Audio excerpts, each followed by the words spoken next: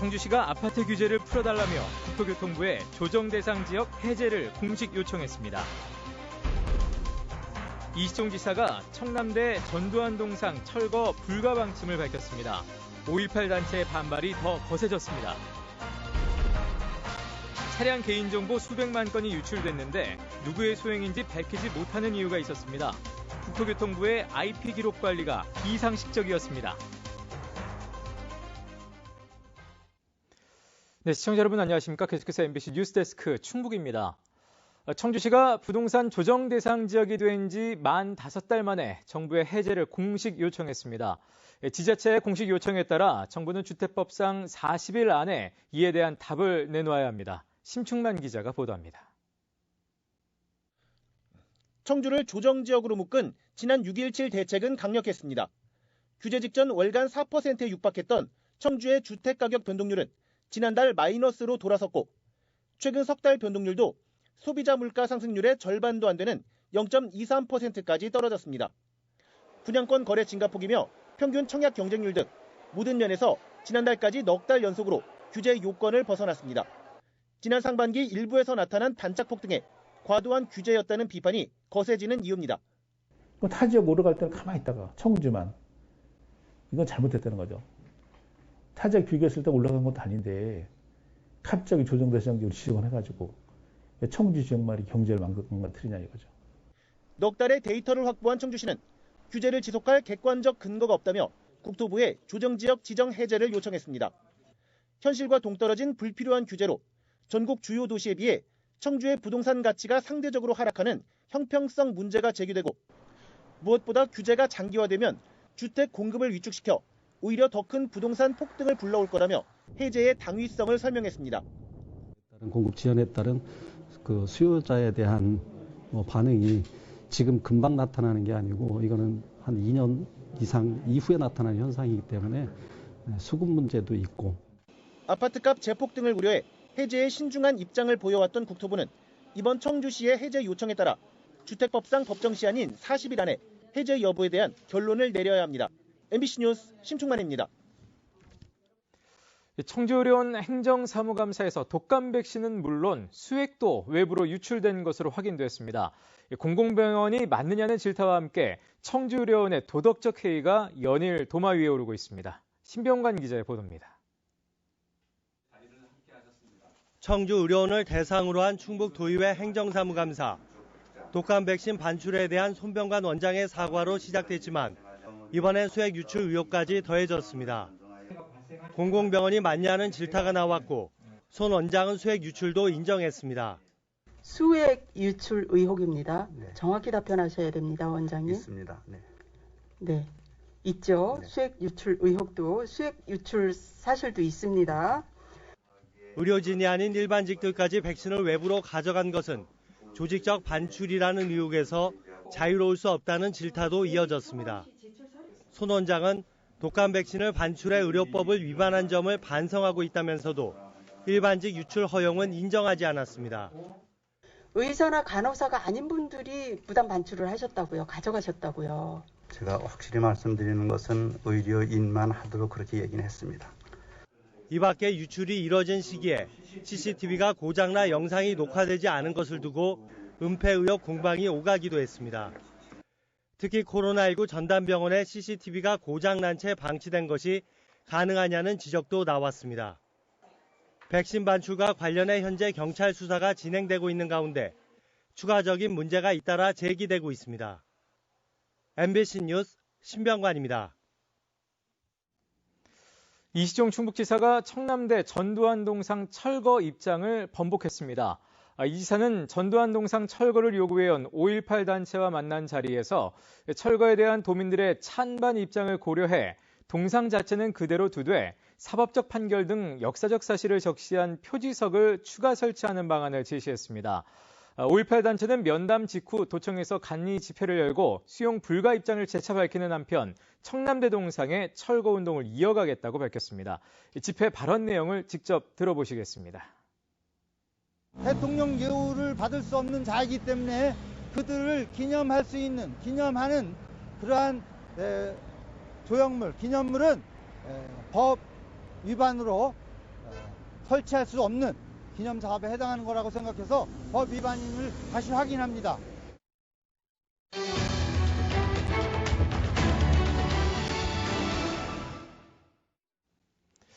네, 엄격하게 관리해야 하는 국토교통부의 VMIS, 즉 자동차 관리 정보 시스템에서 대량으로 불법 유출이 이뤄진 사건을 단독 보도해드린 바 있습니다.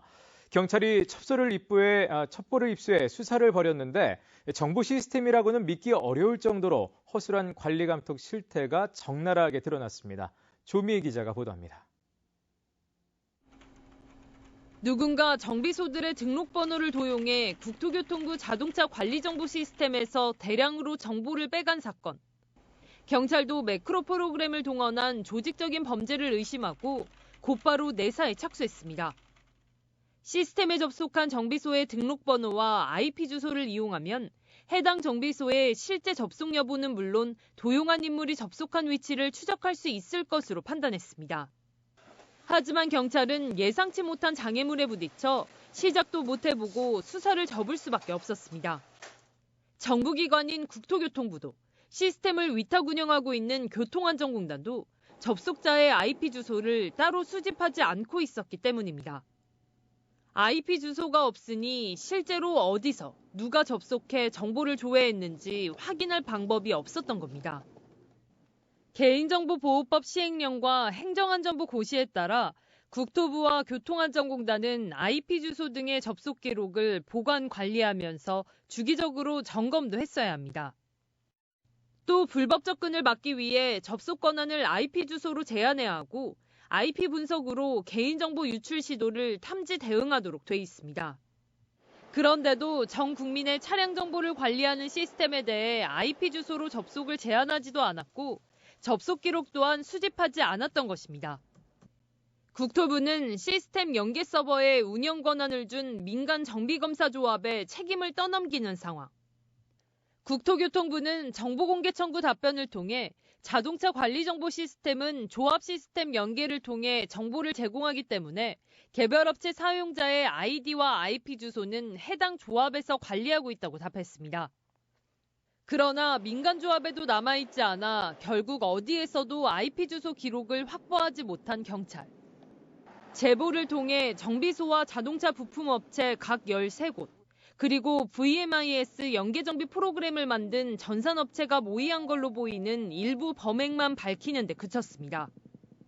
부품업체들이 정비소의 등록번호로 전산업체가 만든 연동 프로그램에 들어가 2017년부터 최근까지 3년 가까이 불법 조회한 차대번호를 영업에 활용한 건데 우리가 정비업체 등록 번호를 어떻게 보면 빌린 거죠. 그건 다 가능하다 해서 한 거지 그거를 뭐 도용해서 하고 이렇지는 않습니다. 안 되는 거고 나 정비업체나 이렇게 다 합의하에 뭐 한다 해서 경찰은 전산업체가 부인하고는 있지만 고객을 유지하거나 신규 유치하기 위해 불법 조회를 방조한 것으로 보고 업체 대표를 개인정보보호법 위반 혐의로 최근 검찰에 송치했습니다.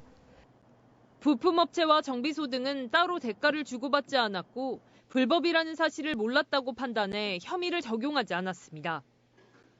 결국 허술한 관리 탓에 빙산의 일각만 드러났을 뿐입니다. MBC 뉴스 조미입니다.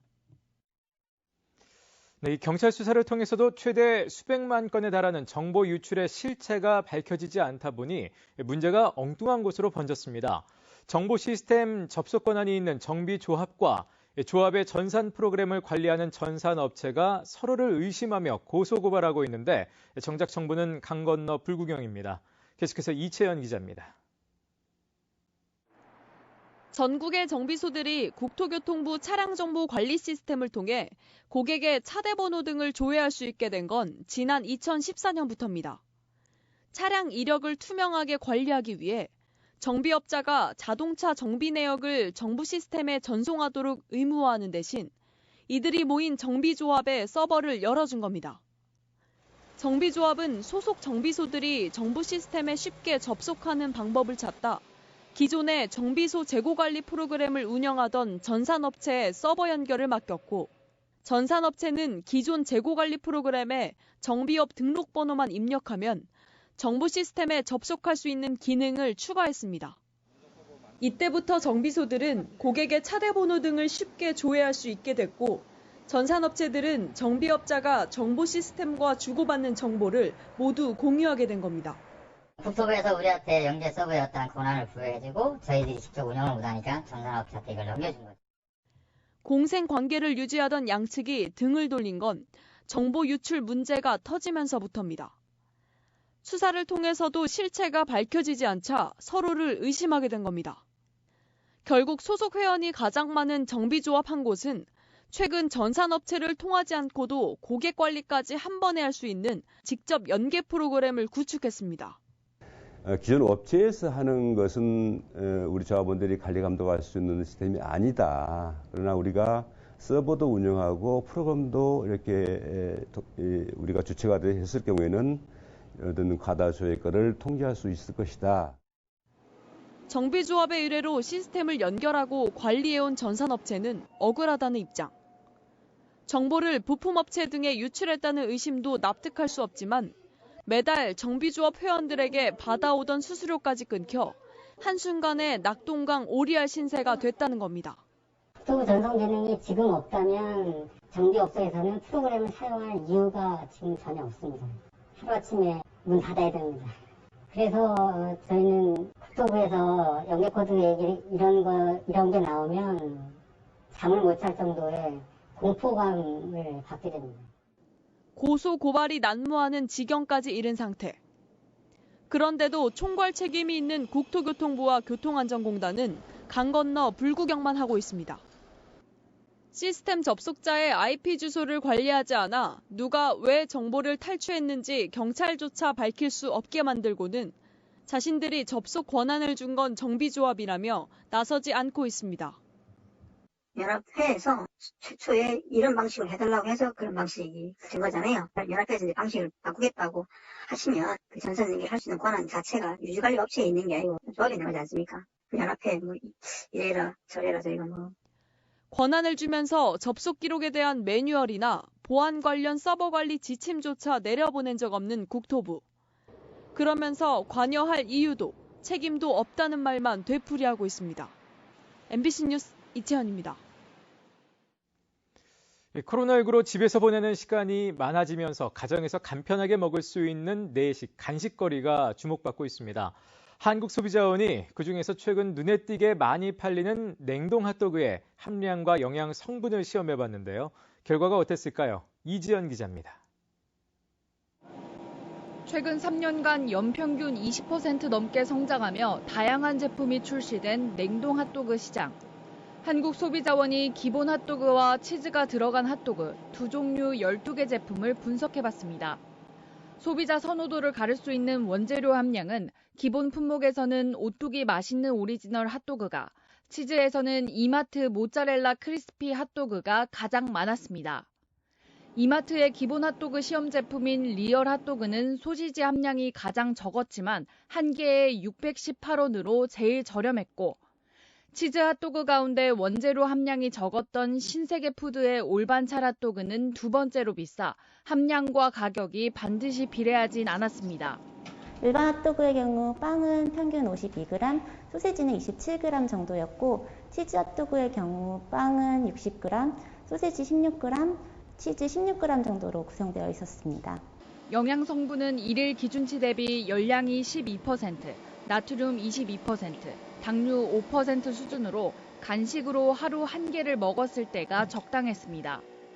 다만 설문조사 결과 소비자들은 핫도그만 먹기보단 음료와 소스를 함께 먹는 경우가 많았는데 어린이의 경우 나트륨은 기준치의 절반, 당 함량은 최대 83%까지 늘어나 섭취 시 주의가 필요했습니다.